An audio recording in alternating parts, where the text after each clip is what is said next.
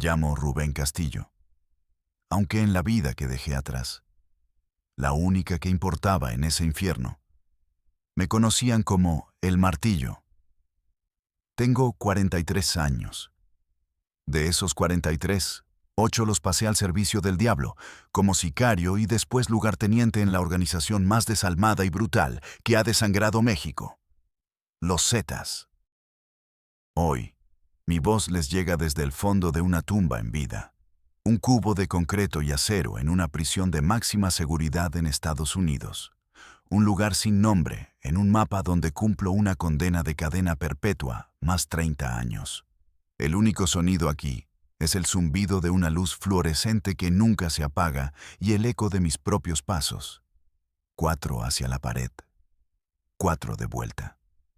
Decidí hablar. No se confundan. No es una búsqueda de perdón. Para hombres que hemos hecho lo que yo hice, el perdón es un lujo que no existe. Una palabra vacía que se pierde en el viento. Hablo porque la historia que les vendieron, la que leyeron en los periódicos y escucharon de anclas de noticieros con trajes caros, es la mentira más grande y mejor contada que ha parido este sistema. ¿Todos ustedes creen que Miguel Ángel Treviño Morales, el infame, el sádico Z-40, cayó en una noche de gloria para la Marina Mexicana? Un operativo de inteligencia impecable. Qué pinche cuento de hadas para dormir a los niños y a los ciudadanos bien portados. La verdad es más sucia, más retorcida, más humana en su podrida esencia. Al Z-40 no lo cazaron como a un animal en la selva, lo entregaron como a un cordero en el matadero. Lo sirvieron en una charola de plata, con moño y todo, para que los marinos solo tuvieran que pasar a recoger el paquete. ¿Y quién fue el Judas? ¿Quién tuvo las agallas y la falta de alma para vender a su propio jefe, al hombre que era su sangre, su hermano? Omar Treviño Morales. El Z-42. El eterno segundón. El hombre que siempre vivió a la sombra del terror de su hermano. El que sonreía sumisamente en las reuniones, mientras, en secreto, afilaba el cuchillo para clavárselo en la espalda a la primera oportunidad. Yo lo sé porque yo estuve ahí. Yo fui una de las piezas, uno de los pendejos útiles en ese tablero de ajedrez enfermo y sangriento que él diseñó. Y ahora, que la única puerta que se abrirá para mí será la de mi ataúd, es hora de que el mundo sepa cómo se mueven de verdad los hilos del poder. Esos hilos invisibles que estrangulan a mi país y que nunca, jamás, salen en la televisión. Seguramente se están preguntando cómo un cabrón cualquiera de Matamoros, un tipo que se ganaba la vida honradamente, con las manos llenas de grasa y el olor a gasolina impregnado en la ropa en un taller mecánico, termina contando los muertos para el diablo. Déjenme decirles algo. No fue por ambición. No al principio. Yo no soñaba con camionetas del año con rines cromados, ni con cadenas de oro que te pesan en el cuello. Mi sueño era mucho más simple, mucho más desesperado. Que mi madre, la única persona buena que he conocido en mi vida, no se muriera. Tenía cáncer. Un cáncer de páncreas agresivo que se la comía por dentro, día a día. Recuerdo las visitas al hospital del Seguro Popular. El olor a desinfectante barato y a desesperanza. Filas de 6 horas bajo un sol que rajaba las piedras. Solo para que un doctor exhausto y mal pagado te dijera que no había camas, que no había medicinas, que le rezáramos a Dios. Los tratamientos de verdad, las quimioterapias que le daban una pinche oportunidad, costaban una fortuna. Más dinero del que yo vería en 10 vidas de trabajo honesto. Me endeudé hasta el cuello. Primero con la familia, con los tíos, los primos, agotando la buena voluntad y la lástima hasta que sus puertas se cerraron en mi cara. Luego con los amigos, hasta que sus miradas empezaron a esquivar la mía en la calle. Y cuando ya no había puerta que tocar, cuando la desesperación me ahogaba como una mano en la garganta, cometí el error que selló mi destino.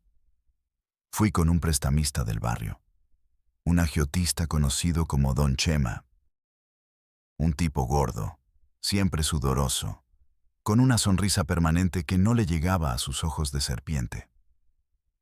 Me recibió en su oficina, un cuartucho detrás de una tienda de abarrotes que apestaba a humedad y a chorizo rancio. ¿Me dio el dinero? Claro que sí. Me lo puso en la mano, un fajo de billetes que se sentía como la salvación. Pero venía con unos intereses que ni el mismo Satanás se atrevería a cobrar. Por un tiempo, funcionó. Pude pagar las primeras quimios. Mi madre tuvo un respiro, recuperó un poco de color. Yo sentía que podía volver a respirar. Pero la deuda era un monstruo que crecía en la oscuridad. Cada semana se duplicaba. Pronto ya no solo debía el préstamo, debía mi vida. Una tarde, en el taller, mientras cambiaba un filtro de aceite, en lugar del cobrador de siempre, llegaron dos tipos en una Lobo negra, sin placas, con los vidrios tan oscuros que parecían agujeros en la realidad. No dijeron una palabra. Uno me tomó de cada brazo y me subieron a la parte de atrás. El viaje fue corto y silencioso. Me llevaron a una bodega en las afueras de la ciudad. El lugar apestaba a una mezcla nauseabunda de cloro, sangre vieja y miedo. Ahí, sentado en una silla de plástico, estaba Don Chema, el prestamista. Pero su sonrisa de serpiente había desaparecido. Ahora su cara era una máscara de terror. A su lado, de pie, había un hombre flaco, de piel curtida por el sol, con una mirada tan vacía y muerta que te helaba los huesos. Todos le decían, «Comandante Diablo». No me golpearon. Fue mucho peor. Con una calma quirúrgica, el comandante Diablo me explicó que mi deuda había sido comprada, que ahora ya no le debía a un simple agiotista, sino a la compañía, a los Zetas, y que con ellos solo había dos formas de pagar, con mi pellejo o con el pellejo de otros. Me arrojó un teléfono de prepago al suelo y una fotografía. «Mañana a las 10 de la noche», dijo su voz, rasposa y sin inflexiones. «La dirección está en el mensaje. Hay un soplón que necesita que lo silencien, un chapulín que le canta a los contras. Hazlo, y tu deuda se reduce a la mitad. Fallas o intentas hacerte el pendejo, y la próxima visita que hagamos será a tu jefa en el hospital. Le desconectaremos las máquinas personalmente para que vea cómo se apaga la lucecita de su vida». No me dieron opción. No me preguntaron si quería. Era una orden. No me dieron un arma en ese momento. Solo una foto, una dirección y la certeza absoluta de que mi vida, tal como la conocía, había terminado. Esa noche no dormí. Me senté en el borde de mi cama, en mi pequeño cuarto. A un lado, la foto de un hombre cuya cara no me decía nada. Al otro, la imagen mental de mi madre, con su pañuelo en la cabeza, sonriendo débilmente, conectada a tubos y máquinas que la mantenían viva. No fue una elección. Fue una sentencia de muerte. La mía o la de él. El taller mecánico, mis manos sucias de grasa, la vida simple. Todo eso murió en la oscuridad de esa noche. A la mañana siguiente, cuando el sol salió, ya no era Rubén Castillo. Era una herramienta esperando ser usada. Mi bautizo de fuego, mi primer trabajo, fue tan torpe, sucio y caótico como la vida misma.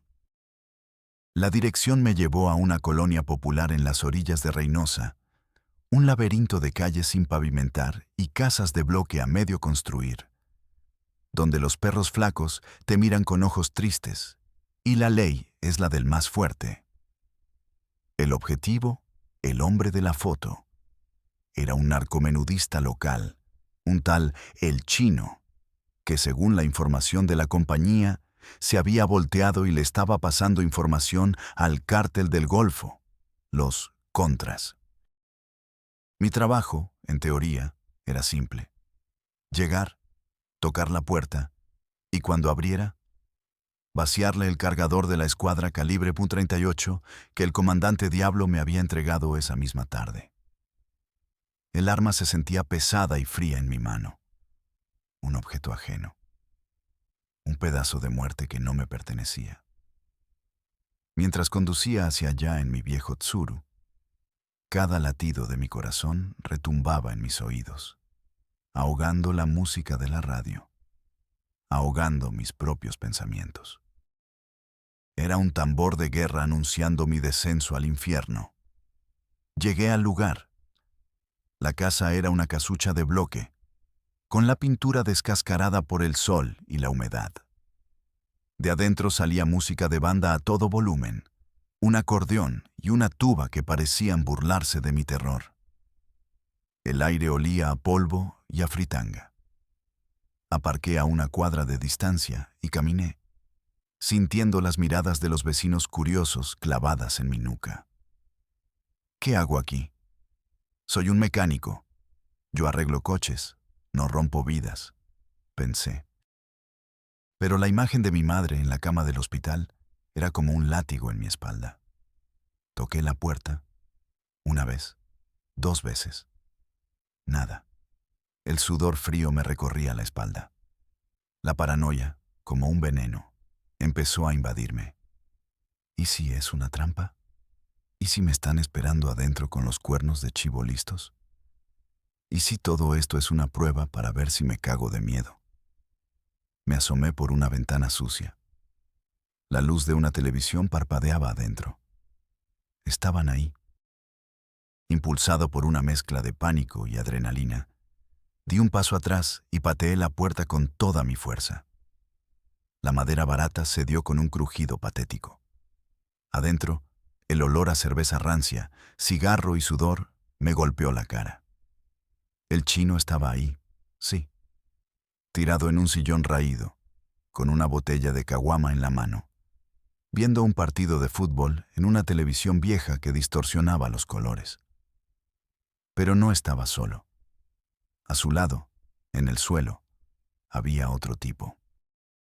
Ambos se levantaron de un salto, sus caras una mezcla de sorpresa y furia. El chino arrojó la botella, que se estrelló contra la pared, y metió la mano en su cintura, buscando un arma. «¡Chingada madre! ¡Son ellos!», gritó. No hubo tiempo para pensar. No hubo frases de película, ni un momento de duda. Fue puro instinto animal. El instinto de matar o morir. Disparé. El primer tiro, torpe y tembloroso, le dio al chino en el pecho. Hizo un ruido ahogado, como si todo el aire se le escapara de golpe, y se desplomó hacia atrás, sobre el sillón, con los ojos abiertos de sorpresa. El otro tipo, más rápido, sacó un revólver y disparó. Sentí un ardor quemante en el hombro, como si me hubieran clavado un fierro al rojo vivo. El impacto me hizo caer de rodillas. El mundo se puso en cámara lenta. El dolor era agudo, cegador. Vi al cabrón apuntándome directamente a la cabeza. «Hasta aquí llegaste, pendejo», gritó. Cerré los ojos, esperando el fogonazo, el final. Pero en lugar de un disparo, escuché una ráfaga de detonaciones secas, profesionales, que destrozaron el silencio y los vidrios de la ventana. Abrí los ojos. El segundo tipo estaba en el suelo, en un charco de sangre que se expandía rápidamente, con la cara destrozada. En el marco de la puerta rota se recortaban 2 sombras. Eran hombres del comandante Diablo. Me habían estado vigilando todo el tiempo. Uno de ellos, un tipo con cara de pocos amigos, se acercó. Me levantó bruscamente y me revisó el hombro. «Solo es un rozón, pendejo. Tuviste suerte», me dijo, su voz desprovista de cualquier emoción. «Pero tienes huevos. No te cagaste como otros. Vámonos. Me sacaron de ahí. Me metieron en la parte de atrás de su camioneta y me llevaron a una casa de seguridad. Ahí, un tipo que claramente no era doctor, probablemente un veterinario, me cosió la herida sin anestesia, usando solo una botella de tequila para desinfectar. Mientras sentía la aguja y el hilo atravesar mi piel, mientras el dolor me hacía ver estrellas, lo entendí con una claridad absoluta. No había marcha atrás. Había cruzado una línea invisible, una frontera de la que nadie regresa. Había matado a un hombre y casi me matan a mí. Ya no era Rubén Castillo, el mecánico de Matamoros. Era un número más en la nómina del narco, una pieza en su maquinaria de muerte. En los meses que siguieron, la chamba se convirtió en una rutina macabra. Cobrar piso a los comerciantes, levantar a los soplones, hacer de halcón vigilando los movimientos del ejército.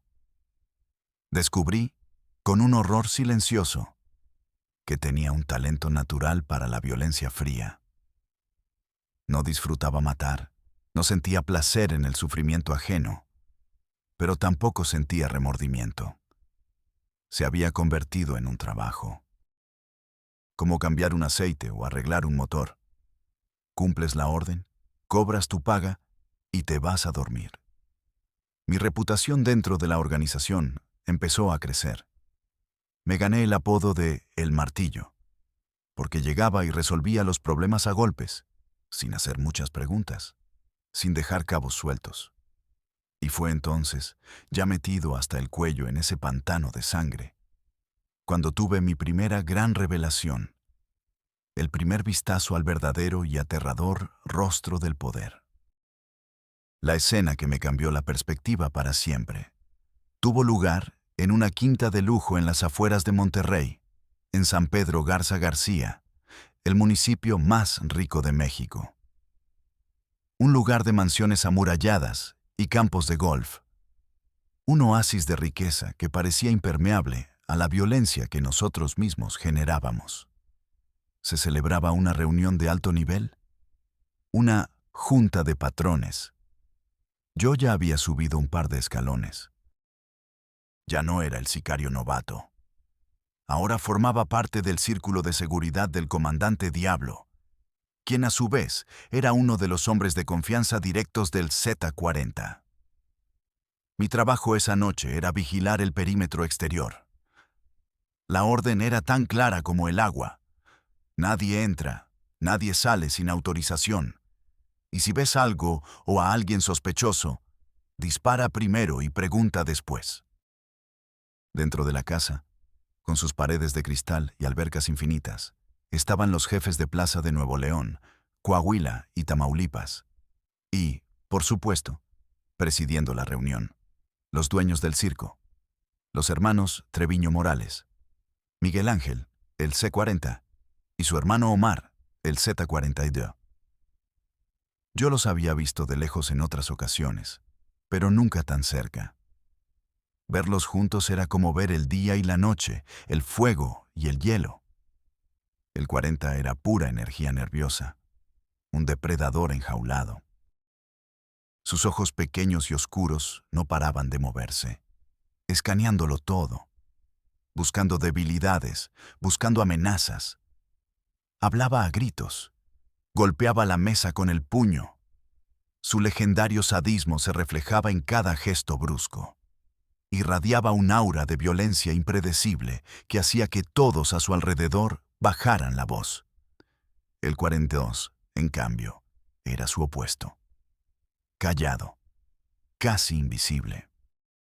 Siempre un paso detrás de su hermano mayor, con una sonrisa sumisa, casi servil, permanentemente dibujada en su rostro. Una sonrisa que nunca, jamás, le llegaba a los ojos. Parecía el segundón inofensivo, el administrador, el que llevaba las cuentas. Pura fachada. Esa noche, mientras yo hacía mi ronda por los jardines perfectamente cuidados, vi algo que me descolocó. Una Suburban negra, último modelo, con vidrios tan polarizados que parecían espejos. Se acercó a la entrada principal. No tenía logos, no tenía sirenas, pero gritaba gobierno por cada uno de sus poros.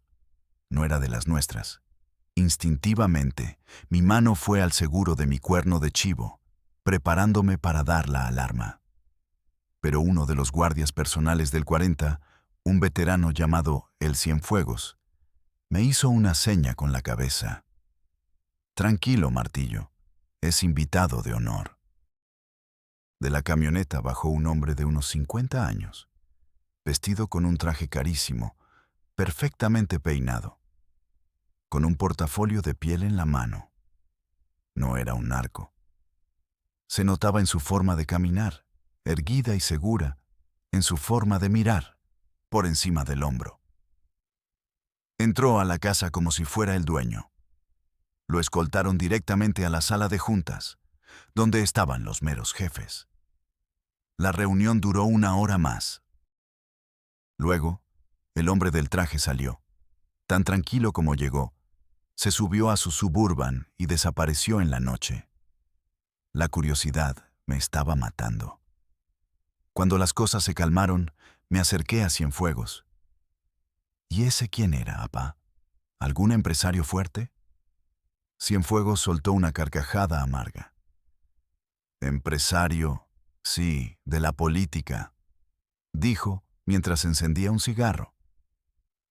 Ese, mi Martillo, es de los que mandan de verdad. Es un secretario de gobierno del Estado. Viene a recoger la quincena, la parte que le toca a su jefe, el gobernador. Me quedé helado. Mi cerebro no podía procesarlo. ¿Cómo? ¿Pero no se supone que son los que nos andan cazando? Cienfuegos me miró con lástima. Tú todavía crees que esta guerra es de narcos contra el gobierno, ¿verdad? Qué inocente eres, morro. Esto no es una guerra, es un negocio. Una puta sociedad. Nosotros ponemos los muertos, la sangre, el escándalo. Ellos ponen las leyes a modo. Nos limpian el camino, nos dan pitazos de operativos y se quedan con la tajada más grande del pastel. Nosotros controlamos la calle, sí, pero ellos controlan el país. Somos socios. A veces, como en cualquier negocio, hay desacuerdos sobre el porcentaje. Y es cuando empiezan los balazos. Pero al final, todos estamos en la misma nómina. Esa noche, algo se rompió dentro de mi cabeza. Todas las justificaciones, todas las ideas de una guerra contra el sistema, se hicieron polvo. No éramos criminales luchando contra el sistema. Éramos una parte fundamental y funcional del sistema. La parte más sucia, más violenta, pero una parte necesaria para que otros, los de traje y corbata, los respetables, se hicieran obscenamente millonarios y poderosos. Los Zetas no eran el enemigo del Estado. Eran, en muchos sentidos, otro departamento no oficial del Estado. El brazo armado de una corrupción que llegaba hasta lo más alto. Y los Treviño, nuestros temidos y todopoderosos jefes, no eran más que los gerentes de una de las sucursales más rentables. Entender eso fue como tragar veneno. Te quita cualquier ilusión de honor, de lealtad, de código. Solo éramos peones, carne de cañón, perros de pelea que los verdaderos amos soltaban en el ruedo para su propio beneficio y diversión. Y en ese ruedo, nadie era más impredecible y peligroso que el Z-40, el gerente estrella. Mi ascenso dentro de la estructura fue tan rápido como brutal. El comandante Diablo, mi primer jefe, cayó en una emboscada en la carretera a Laredo. Un convoy del cártel del Golfo nos cerró el paso. Fue un infierno de balas y acero. El Diablo murió en los primeros segundos, con la cara destrozada por una ráfaga de R-15. En medio del caos, con la mayoría de mis compañeros muertos o en pánico. Hice lo que el instinto me dictó. Respondí al fuego con todo lo que tenía, creando una cobertura para sacar a los dos únicos sobrevivientes heridos y, lo más importante, asegurar la camioneta que llevaba una carga de $2 millones en efectivo. Esa acción, una mezcla de suerte y sangre fría, llegó a oídos de los de arriba. Una semana después, me mandaron llamar. Una Suburban blindada me recogió y me llevó a una casa de seguridad en Piedras Negras, Coahuila. Ahí, en una sala austera, sin lujos, me encontré cara a cara con el C-40. Estar frente a Miguel Ángel Treviño era como estar encerrado en una jaula con un tigre hambriento. Sabías que en cualquier segundo, sin previo aviso, sin razón aparente, podía arrancarte la cabeza. Me interrogó sobre el enfrentamiento, detalle por detalle. Quería saber la posición de cada hombre, el tipo de armas que usaron los contras, mi reacción en cada segundo. No buscaba un reporte, buscaba inconsistencias, buscaba miedo en mi voz. Le contesté con la verdad, sin adornos, mirándolo a los ojos. Me sostuvo la mirada por lo que pareció una eternidad. Sus ojos como dos pedazos de carbón inexpresivos. Luego, sus labios se curvaron en una sonrisa. Una mueca que no tenía nada de alegre. Era más bien la sonrisa de un depredador que aprueba a una cría. Me gusta la gente que no tiembla, dijo su voz, sorprendentemente tranquila. A partir de hoy, trabajas para mí, directamente. Así, de la noche a la mañana, pasé de ser un sicario de nivel medio a formar parte de su círculo personal. Mi trabajo cambió drásticamente. Un ejemplo fue la Operación Limpieza, en Zacatecas. Un comandante de la Policía Estatal, un tal Valdivia, se había puesto avaricioso. Llevaba meses recibiendo su renta para dejarnos operar, pero empezó a quedarse con partes de nuestros cargamentos, pensando que estábamos demasiado ocupados con la guerra contra el Golfo para darnos cuenta. El 40 me llamó. Martillo, quiero que vayas a Zacatecas. Quiero que le traigas a ese comandante Valdivia y quiero que lo hagas de una forma que nadie olvide. No era solo matarlo, era un mensaje. Fui con un equipo de 6 hombres. Durante una semana vigilamos a Valdivia. Estudiamos su rutina, sus escoltas, sus puntos débiles. Descubrimos que todos los jueves por la noche iba a la casa de su amante en un barrio residencial. Dejaba a la mayoría de su escolta a 2 cuadras, para ser discreto. Ese fue su error. El jueves esperamos. La calle estaba oscura, silenciosa.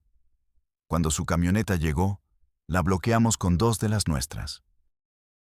Mis hombres, exmilitares, se movieron con una precisión letal. En menos de 30 segundos, neutralizaron a los 2 escoltas que iban con él y sacaron a Valdivia del vehículo. Lo llevamos a una bodega. Estaba aterrorizado, pero todavía arrogante. No saben con quién se meten. Soy un comandante, balbuceaba. El 40 me había dado instrucciones precisas. Lo sentamos y por radio puse al 40 en altavoz. Comandante Valdivia, dijo la voz del 40, calmada y fría.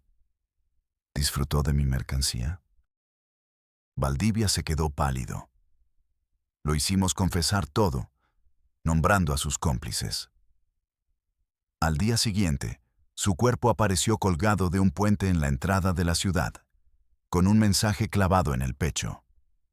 Sus cómplices fueron cazados y eliminados en las siguientes 48 horas.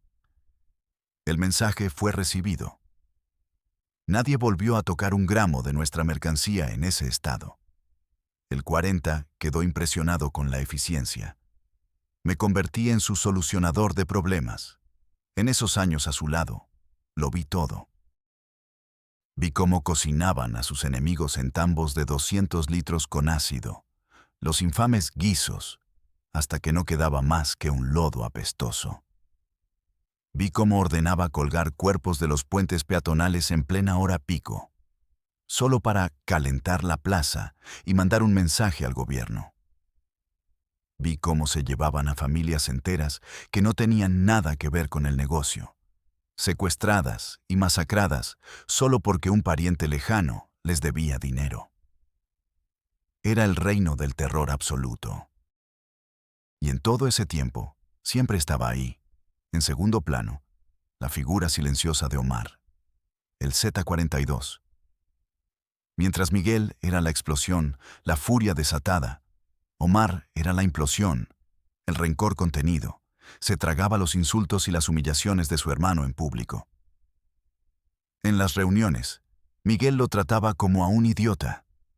Le decía que era un inútil, que sin él seguiría siendo un robacoches de poca monta en Nuevo Laredo. Y Omar aguantaba todo, con su sonrisita de siempre. Pero yo lo veía. Cuando Miguel no estaba, yo veía cómo Omar hablaba en voz baja con los comandantes de plaza, cómo construía sus propias alianzas, cómo movía sus propias piezas en el tablero. Era más inteligente, más calculador. Sabía que nunca podría competir con la brutalidad legendaria del 40, así que jugaba a otra cosa. Jugaba a la política, a la conspiración, a la traición. Y poco a poco, empecé a notar cosas raras, patrones que no cuadraban. Filtraciones de información que siempre, casualmente, perjudicaban a los hombres más leales al Z-40. Operativos sorpresa del ejército o la marina, que llegaban con una precisión milimétrica a casas de seguridad o ranchos, donde solo el círculo más íntimo del 40 sabía que iba a estar. Pero Miguel, cegado por su propia arrogancia y su desprecio por su hermano menor, nunca sospechó de él. Creía que lo tenía controlado, que era su perro faldero. No se dio cuenta de que el perro faldero que tienes a tus pies es el único que te puede morder el cuello sin que lo veas venir. Y entonces llegó el momento culminante, la jugada maestra del Z-42, el jaque mate en su partida secreta contra su propio hermano. Sucedió en el verano de 2013. El ambiente estaba más tenso que nunca. El Z-40 estaba en la cima de la lista de los más buscados de México y Estados Unidos. La presión de la Marina y de la DEA era brutal. Estaba cada vez más paranoico, viendo traidores en cada sombra. Ya no dormía en el mismo lugar 2 noches seguidas. Se movía en un convoy mínimo, solo con su gente de máxima, absoluta confianza. Yo era uno de ellos. Un día, a finales de junio, recibí una llamada a un teléfono encriptado que solo usábamos para emergencias. Era el Z-42. Quería verme, a solas, algo completamente inusual y peligroso. Nos encontramos en un rancho abandonado cerca de Anáhuac, Nuevo León, en medio de la nada. Llegó solo, conduciendo su propia camioneta, sin su escolta habitual. Eso me puso en alerta máxima. «Martillo», me dijo con una seriedad que nunca le había visto, abandonando su perpetua sonrisa falsa. «Estoy preocupado por mi hermano. Su paranoia nos va a joder a todos. Está cometiendo errores, está viendo enemigos donde no los hay. Va a hacer que nos caiga el gobierno encima. Necesito que me ayudes a cuidarlo, a protegerlo de sí mismo». Su plan, según él, era simple y sonaba lógico. Quería tener un control más estricto sobre los movimientos de su hermano, supuestamente para anticipar peligros. Me hizo 2 peticiones muy específicas. Primero, que me asegurara de que uno de los contadores de más bajo nivel, un tipo nuevo y casi desconocido llamado Ernesto, fuera el único encargado de manejar el dinero en efectivo para los gastos diarios del 40. Comida, sobornos a policías locales, gasolina. Cosas triviales, aparentemente. Así centralizamos el flujo y evitamos fugas, argumentó. Segundo, me pidió que, a través de un contacto que yo tenía en la Policía Municipal de Nuevo Laredo, consiguiera un reporte detallado de los movimientos y patrullajes de los convoys de la Marina en toda la zona fronteriza de Tamaulipas y Nuevo León. Es para saber qué rutas evitar, para trazarle caminos seguros a Miguel, me dijo. En mi cabeza, todo tenía sentido. Parecía el acto de un hermano preocupado, de un lugarteniente leal tratando de proteger a su jefe. Yo, como un idiota, no sospeché nada. Hice exactamente lo que me pidió. Moví mis hilos para que el insignificante Ernesto se convirtiera en el pagador personal del hombre más buscado de México, y conseguí los reportes de la Marina, mapas y horarios de sus patrullajes. Se los entregué en propia mano al 42 en otra reunión clandestina. Él los estudió con detenimiento, asintió y me puso una mano en el hombro. Buen trabajo, Martillo. Eres un hombre leal. La familia no olvida a los leales. Las siguientes semanas fueron un infierno de tensión. El Z-40 se movía como un animal acosado, constantemente, por brechas y caminos rurales entre Anáhuac y Nuevo Laredo. Su única conexión física y regular con el mundo exterior, además de sus radios, era el contador Ernesto, que le llevaba dinero en efectivo cada 2 o 3 días. La noche del 14 de julio, yo estaba en una casa de seguridad en Nuevo Laredo, coordinando un movimiento de armas, esperando órdenes. Alrededor de la 1:30 de la madrugada, mi teléfono sonó. Era uno de los escoltas del 40, un chavo al que apodábamos el Flaco. Su voz era apenas un susurro aterrorizado, ahogado por el viento. Nos atoraron, Martillo. La Marina. Nos cayeron de la nada en el camino. Fue un helicóptero, sin luces. Tienen al patrón. Tienen al... La llamada se cortó abruptamente. Un segundo después, el infierno se desató en las frecuencias de radio. Atención a todas las unidades. Águila 1 está comprometido. Repito, Águila 1 comprometido. Emboscada en el sector Gamma 7. Gritaba una voz desesperada. Nadie sabía qué había pasado. Las primeras versiones hablaban de un retén, de un golpe de suerte increíble de los marinos. Pero yo sabía, en el fondo de mi estómago, que no era suerte. La Marina no pone retenes en medio de la nada a la 1 de la mañana. No desciende de un helicóptero en una brecha perdida, a menos que sepa, con un 100% de certeza, quién va a pasar por ahí y a qué hora. Era un operativo quirúrgico, y mi sangre se heló. Empecé a conectar los puntos, las piezas del rompecabezas que yo mismo había ayudado a colocar. El contador Ernesto, el único eslabón débil y visible, el único que tenía una rutina predecible. Los reportes de la Marina, que el 42 no usó para evitar las rutas peligrosas, sino para saber por dónde no iban a pasar, para poder canalizar a su hermano, como a una rata en un laberinto, directamente a la única brecha donde la trampa estaba puesta. El 42 había usado al contador como carnada, probablemente con un rastreador GPS en el dinero o en su vehículo. O, más simple aún, le dio las coordenadas exactas a la Marina a través de un intermediario. Había sacrificado a su propio hermano para quedarse con el trono. Unas horas después, al amanecer, el Z-42 convocó a una reunión de emergencia con todos los comandantes. Apareció con la cara descompuesta, los ojos rojos, golpeando las paredes, gritando, maldiciendo al gobierno, jurando una venganza sangrienta. Fue la mejor actuación de un hijo de puta que he visto en mi vida.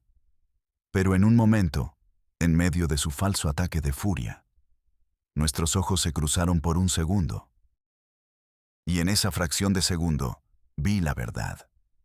No había dolor en su mirada. Había triunfo, un brillo helado y depredador de poder absoluto. En ese preciso instante, lo supe con una certeza que me paralizó. Yo había sido el pendejo útil que le entregó el cuchillo al traidor para que matara al rey. Y también supe, con la misma certeza, que al ser uno de los pocos que podía atar todos los cabos, mi nombre acababa de ser escrito en la lista de los siguientes en morir. Tras la captura del Z-40, Omar Treviño, el Z-42, se proclamó líder absoluto de los Zetas. Su transición fue rápida y sangrienta. Su primera orden del día fue una purga. La llamó, con un cinismo escalofriante, una limpia de la casa. Pero no era una limpia de traidores. Era una cacería de testigos.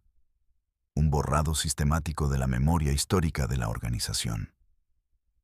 Empezó a desaparecer, uno por uno, a todos los que formaban el círculo cercano de su hermano. Sicarios, contadores, comandantes, abogados, cualquiera que pudiera saber demasiado, que guardara un mínimo de lealtad al antiguo jefe, o que, simplemente, le recordara su pasado de segundón. A algunos los mataban en supuestos enfrentamientos con las fuerzas federales, tiroteos convenientemente planeados. A otros, simplemente, se los tragaba la tierra. Un día estaban, y al siguiente, ya no. Veía cómo mis compañeros, hombres con los que había compartido trinchera, balas y botellas de tequila, se desvanecían sin dejar rastro. La paranoia dentro de la organización se volvió una enfermedad, peor que nunca. Ya no te cuidabas de los contras o del gobierno. Te cuidabas de tu propia sombra, de tus propios compañeros. Cualquier palabra mal interpretada, cualquier mirada que durara un segundo de más, podía ser tu sentencia de muerte. Yo sabía que mi tiempo se estaba agotando. Era una bomba de tiempo andante. Era demasiado cercano al 40 y, lo peor de todo, había sido una pieza, aunque inconsciente, en el engranaje de la traición del 42. Yo era un cabo suelto, un recordatorio viviente de su crimen. Un día, recibí la llamada que sabía que llegaría. Una orden directa del Z-42. Me mandó llamar a Monterrey. El encargo era simple, directo y monstruoso. Tenía que levantar y ejecutar a la familia de El Cienfuegos, el viejo guardia que me había abierto los ojos en la quinta de San Pedro, el que me explicó cómo funcionaba el verdadero negocio. Cienfuegos había sido asesinado una semana antes en un accidente, acusado falsamente de ser un soplón. Pero yo sabía que era mentira. Su único crimen había sido serle leal hasta el final a Miguel Treviño. Ahora, el 42 quería que yo matara a su viuda y a sus 2 hijos, un chico de 14 años y una niña de 10. Para que sirva de ejemplo, me dijo el 42 por el teléfono, su voz plana, desprovista de toda emoción. Nadie que haya sido gente de mi hermano puede sentirse seguro. Hay que arrancar la mala hierba de raíz. Me envió por mensaje una foto de la familia, sonriendo en un parque. En ese momento, mientras escuchaba sus palabras y veía esa foto, algo dentro de mí, algo que yo creía muerto y enterrado desde hacía mucho tiempo, se rompió. Mátalos tú, si tienes los huevos, pensé. ¿O es que solo sabes mandar a otros a hacer el trabajo sucio? Yo había matado, había torturado, había hecho cosas que mandarían a cualquier hombre al infierno 10 veces. Pero siempre, en mi mente retorcida, había una justificación. Había sido contra gente del negocio. Soldados en una guerra sucia, pero soldados al fin. Pero matar a una mujer y a 2 niños, a sangre fría, esa era una línea que, incluso para un monstruo como yo, todavía existía. No era un ataque de moralidad. Era algo más primal, más visceral. Era el último vestigio del mecánico que solo quería salvar a su madre. Y también era puro instinto de conservación. Sabía que esa orden era una trampa mortal. Si la cumplía, me convertía en su perro para siempre, y él tendría esa arma para usarla en mi contra cuando quisiera. Si me negaba, me cazaban. No había opción buena. Esa noche, en mi casa de seguridad, me senté con una botella de whisky y mi pistola sobre la mesa. Por horas me debatí. Podía desaparecer. Tenía dinero. Pero, ¿a dónde ir? El cártel tiene tentáculos en todas partes. Podía enfrentarlo. Imposible. Era un suicidio. O podía hacer el trabajo. Convertirme en la clase de monstruo que ni yo mismo podría soportar ver en el espejo. Miré la foto de la familia de Cienfuegos de nuevo. Y luego pensé en mi madre, que había muerto hacía 2 años, a pesar de todo el dinero de sangre que gasté en ella. Pensé en qué diría si me viera ahora. Y tomé mi decisión.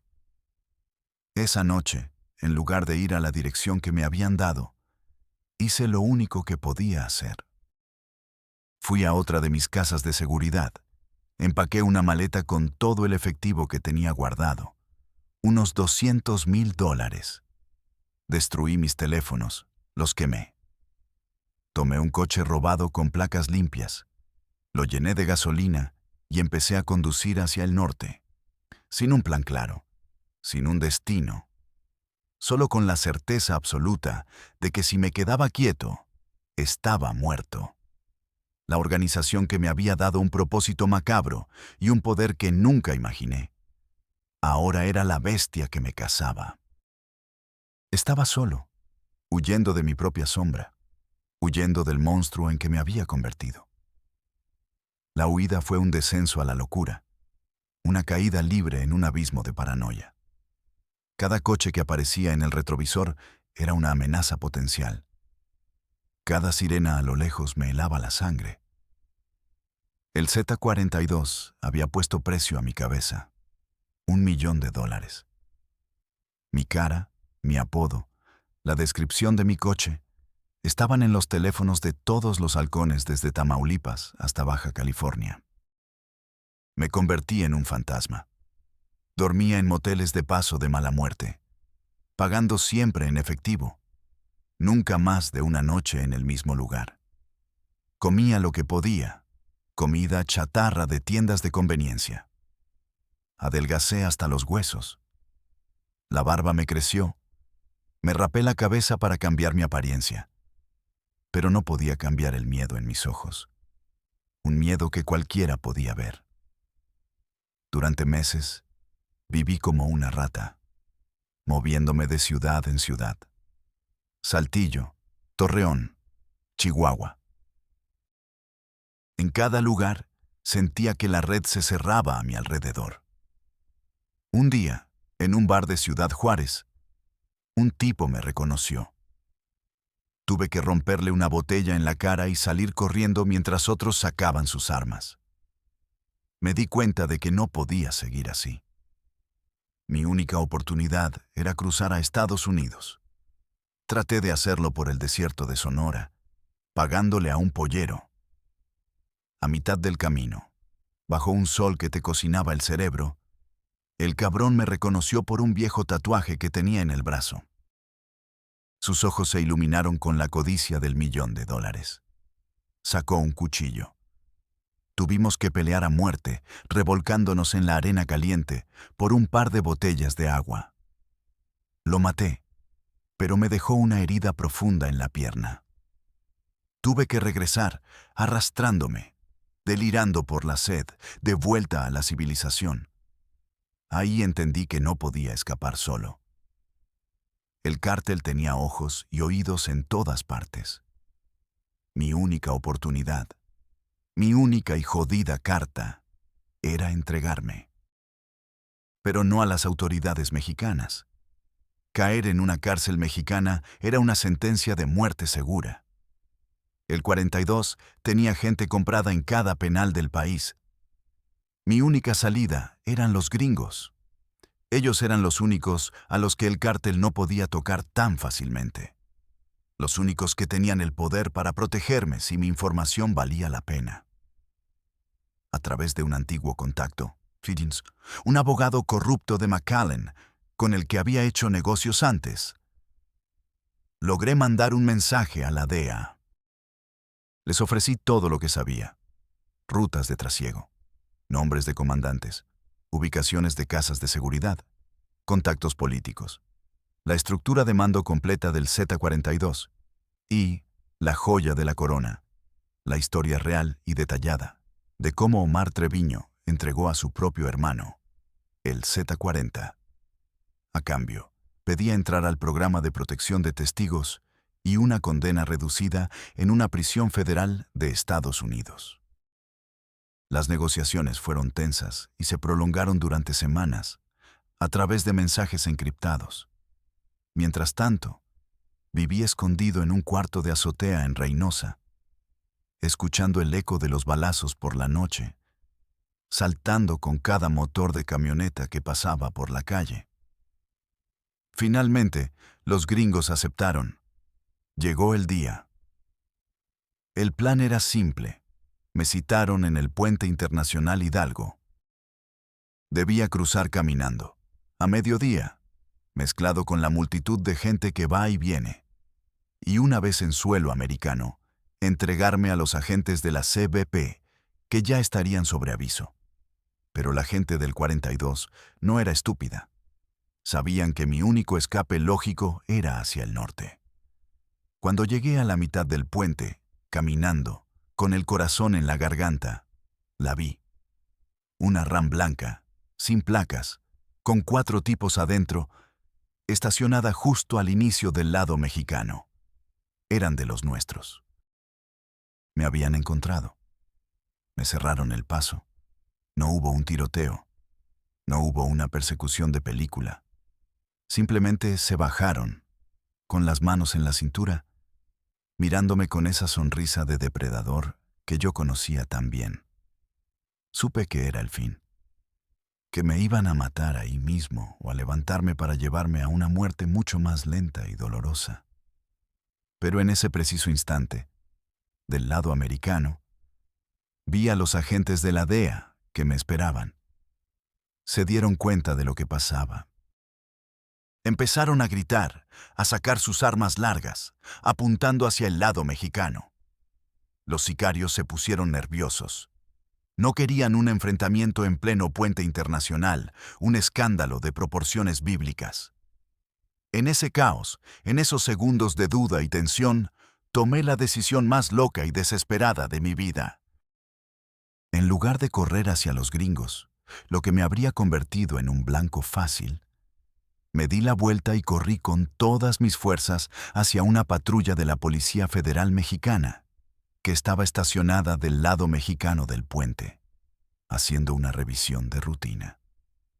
Era mi última, mi más improbable apuesta. Llegué hasta ellos gritando mi nombre real y mi apodo, diciendo a voz en cuello que era un lugarteniente de los Zetas con información crítica para la DEA. Fue un escándalo monumental. Me arrestaron ahí mismo, frente a las cámaras de los celulares de decenas de personas que cruzaban el puente. El Z-42 no pudo matarme en ese momento. Me convertí en un problema político, una papa caliente. México no tuvo más remedio que procesarme y, eventualmente, ante la inmensa presión de Estados Unidos, extraditarme. Fui capturado, sí, pero fue en mis propios términos. Cambié una muerte segura y anónima en una zanja por una vida muerta y anónima en esta caja de concreto. Y aquí estoy, en esta caja de 6 por 9 pies, a miles de kilómetros de la tierra que me vio nacer y que yo mismo ayudé a destruir con mis propias manos. Mi vida, la de verdad, terminó el día que pisé esta prisión. No veo el sol, no siento el viento, no escucho otra cosa que el zumbido constante de las luces fluorescentes y el eco de mis propios pensamientos, que son mis peores torturadores. El Z-42 también cayó, un par de años después que yo. Lo atraparon, irónicamente, por la traición de uno de sus hombres de confianza, tal como él se lo hizo a su hermano. El monstruo fue devorado por sus propios hijos. El círculo de traición se completó. Pero la mentira que él construyó, la historia oficial de la heroica captura del Z-40, esa sigue ahí fuera, intacta. Y esa mentira, me carcomía por dentro. Por eso decidí hablar. No busco redención, que quede claro. Mis manos están manchadas con tanta sangre que ni 1000 vidas de arrepentimiento podrían limpiarlas. No lo hago por reducir mi condena. Porque para una cadena perpetua no hay reducción posible. Lo hago porque la verdad, por más horrible y podrida que sea, merece ser contada. Lo hago para que ustedes, los que están afuera, entiendan que los monstruos que ven en las noticias, los capos sanguinarios con apodos de caricatura, son solo la cara visible del horror, los payasos del circo, los verdaderos demonios, los que mueven los hilos. A menudo visten trajes de miles de dólares. Se sientan en oficinas de gobierno con aire acondicionado y hablan de ley y orden en la televisión, mientras por debajo de la mesa cuentan los fajos de dinero manchado de sangre que nosotros, los perros de la calle, les conseguimos. Si estás escuchando esto, si eres un joven en algún barrio jodido de México o de cualquier parte de Latinoamérica, y ves las camionetas de lujo, el dinero fácil, las mujeres, y piensas que esa es la vida, que ese es el poder, estás viendo la película equivocada. Yo estuve en la cima de ese puto mundo. Tuve poder, tuve dinero, infundí miedo en los ojos de los demás. Y te lo digo desde el fondo de este agujero. Todo es una ilusión. Un espejismo en el desierto que te lleva a la muerte. El precio es tu alma. El precio es tu familia. El precio es tu libertad. Y al final, siempre, siempre, te quedas solo. Te usan, te exprimen hasta la última gota, y cuando ya no sirves, te tiran como a un perro. O te matan y te entierran en un hoyo, o terminas en un lugar como este, donde los días no tienen nombre. Así que antes de dar ese primer paso, antes de aceptar ese primer encargo pensando que eres más listo que los demás, recuerda mis palabras. Recuerda a Rubén Castillo, el martillo, que creyó que podía jugar en las grandes ligas y terminó siendo solo un peón desechable en un juego de reyes corruptos. Mírame a mí, a través de esta confesión, y mira tu futuro. Porque de este camino no hay regreso, no hay salida, solo esta caja de concreto y el silencio. Un silencio eterno y pesado que te grita al oído, cada segundo de cada día, todo lo que perdiste, todo lo que nunca volverás a tener.